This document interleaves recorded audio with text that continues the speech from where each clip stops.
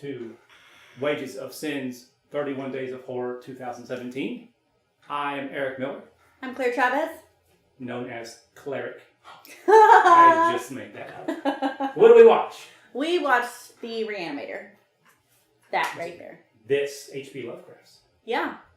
Have you read H.P. Lovecraft's Re-Animator? I can't read. Oh, I haven't either. Is it? Then. All right. Just wondering. I'll read the synopsis real quick. Yeah, go. On the back of this DVD. Deep within the morgue at Miskatonic University, madman Herbert West introduces fellow graduate student Dan Kane to his formula for the reanimation of fresh corpses. But the secret of life and death has some very messy consequences. Get ready to experience one of the most outrageously inventive, over-the-top classic horror films of all time. Now, you told me you liked this movie. I did. Apparently the rage has taken over. Tell us about that rage. So, I did like this movie, and for some odd reason, maybe I'm in a funky mood today. Maybe I've just reached my threshold, but I did not like this movie this time around. How can you teach such drivel? These people are here to learn, and you're closing their minds before they even have a chance. I've seen it, like... The claws were out. Several times before, but just... You were yelling at the TV. I was frustrated. Oh. This is probably the second to last time I've ever watched this movie again.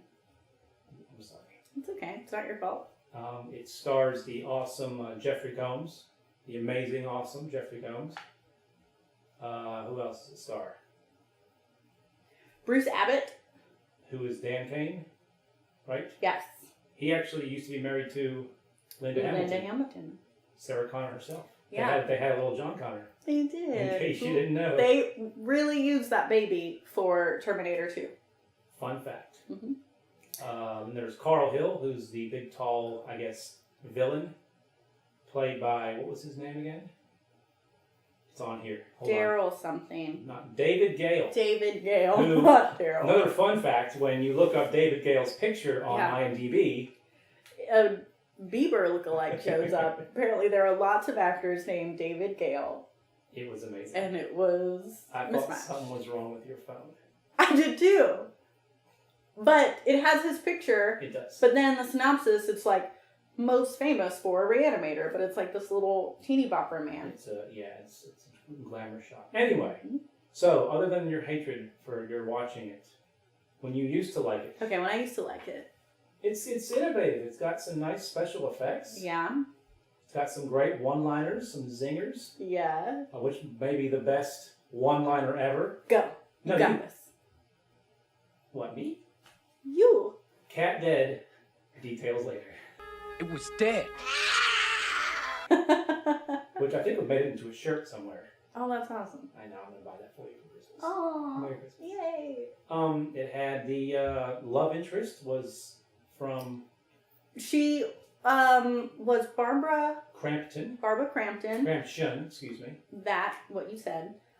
She was also the friend that gets set on fire in Chopping Mall. So if you haven't seen our review of Chopping Mall, go back and see that. Yes. Don't carry gas cans when lasers are firing at you. Right. Mm-hmm. Rewind. Anyway, this spawned, I believe, a sequel. Bride of Re-Animator. Didn't see that. It's just a cult classic. I'll probably see that now. But I probably, yeah. No, the Bride of Re-Animator. It's a great movie. I believe you. Wages of Cine's own Dan Beck owns it. I'm coming for you, Dan Beck. Coming for you, Dan Beck. What else? You want to get to the plot line why I hated it? Oh, yeah. Go ahead. Okay. So, Herbert West is this snotty little medical student that thinks he's smarter than everybody just because he can bring people back to life. And so take 3. He gets kicked out of his fancy hoity-toity Swedish medical school because they don't really say if he killed his mentor, but he tries to bring him back to life and obviously things didn't go that well. Then he comes back to America and gets accepted into Miskatonic University. I think he just kind of showed up and lied. Maybe. So he's a mad scientist, and then the bad guy, Dr. Hill, I believe, is also a mad-ish scientist. Likes being right, doesn't like being told he's wrong. Right, like, you know, most doctors. There's an immediate clash between him and West. The famous, like, pencil breaking. Slow down.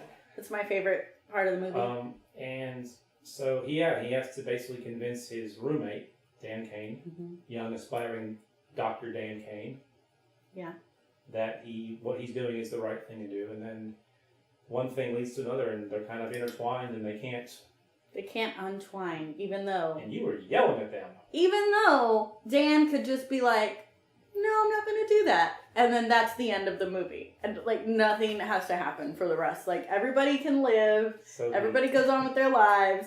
All Dan has to do is be like, no, I'm good. So that's the clear cut of this movie. Is help me, no, end. Yeah, that's it. That's all you 15-minute movie. Good job. But instead, Dan is like, I'm not going to help you. Okay, I'll help you. Well, Dan wants to go. Dan's an aspiring doctor. He's trying to help, and when there's something dead, he has to try and save his life. As you see in the first, not the opening scene, but the first time you meet Dan, he's vehemently trying to resuscitate a dead patient because he wants life. Oh, there you go. So that ties into his mentality of he has to try and, help people as doctors do. Hello, Jack. I don't buy that. He's not buying it. Because Dan knows that it's wrong. And he keeps seeing that it's wrong. Like, they bring back the cat, and that didn't work out. Then they then they bring back a morgue patient, and that didn't go well. The dead patient they brought back wound up killing the dean, and so they brought the dean back, and the dean was basically when you get injected with the mellow yellow serum, you come back nuts and very violent. Yeah. But, interesting fact, when the head Dr. Hill got killed and decapitation with the shovel and brought back by Herbert West for some strange reason, he now gained the ability to, like, talk and think and do stuff. Maybe he was just smarter than everyone else. Yeah, he could control his body, even though his head was in a pan. And there is, of course, the severed head nasty scene-ish that even your brother was like, what's going on here? It's really gross and it makes me uncomfortable. It's one of those, like, there's, as I've mentioned many, many times, there's nudity for the movie's plot line, but then there's just unnecessary scenes like you would see in this movie, which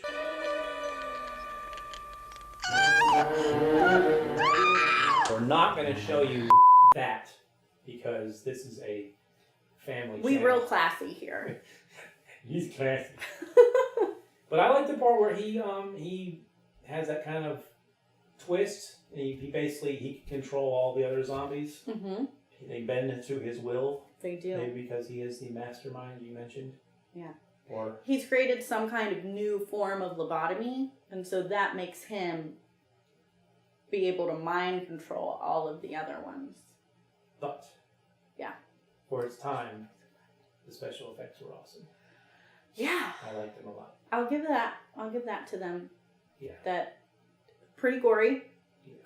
I never understood, like, there's a scene when the bad guy gets his head cut off, and then he has to sneak back in the hospital and back to the morgue, and he's carrying the head in a duffel bag, and he has like one of those fake, doctor heads you can take apart and look at all the eyes and muscles stuck onto his corpse.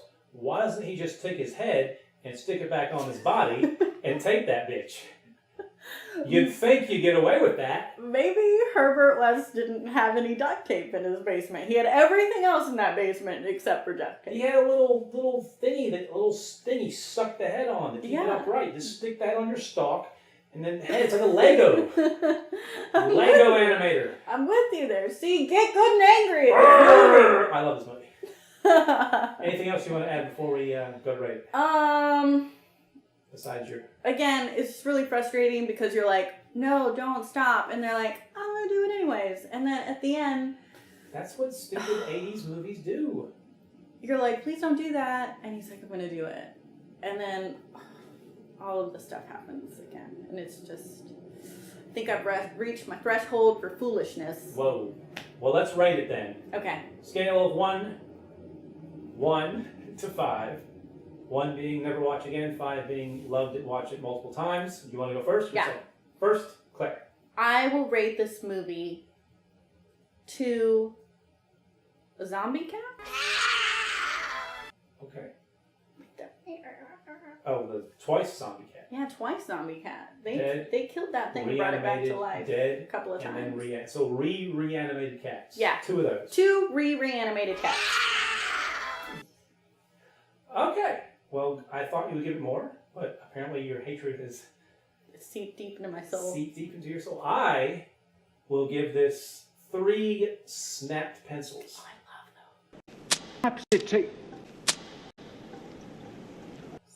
It was a great scene because he knew. So yeah, I can watch this again. I mean, I have obviously watched it many times. It'll probably take me some time to watch it again. You need to sit her down.